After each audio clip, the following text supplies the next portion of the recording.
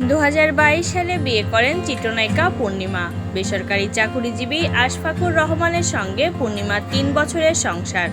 দুজনকে নিয়ে খুব একটা গুঞ্জন শোনা যায় না, তবে সপ্তাহখানেক ধরে চর্চায় রয়েছেন পূর্ণিমা।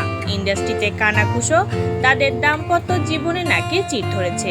কেউ কেউ দাবি করছেন দুজনের নাকি বিচ্ছেদও হয়েছে। সামাজিক যোগাযোগ মাধ্যমেও দুজনের ছবি দেখা যায় না।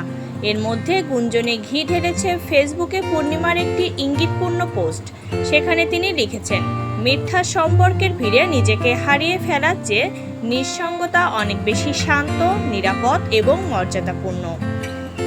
কাকে উদ্দেশ্য করে কথাটি বলেছেন পূর্ণিমা, এ নিয়ে আলোচনার শেষ নেই। এর মধ্যে গত বুধবার স্বামীর সঙ্গে একটি ছবি ফেসবুকে পোস্ট করেছেন পূর্ণিমা। ছবিতে দেখা গেছে একটি রেস্তোরাঁয় স্বামীর হাত ধরে আছেন তিনি। কেউ কেউ বলছেন ছবি পোস্ট করে গুঞ্জনের জবাব দিলেন এই অভিনেত্রী। বিচ্ছেদের গুঞ্জন নিয়ে এখনো পর্যন্ত কোনো কথা বলেননি পূর্ণিমা। 90 দশকের শেষ দিকে ঢালিউডে পূর্ণিমার অভিষেক। 2021 সালের ডিসেম্বরে মুক্তি পেয়েছে পূর্ণিমা অভিনীত সর্বশেষ সিনেমা। মুক্তির অপেক্ষায় আছে গাংচিল ও জ্যাম নামের দুটি সিনেমা।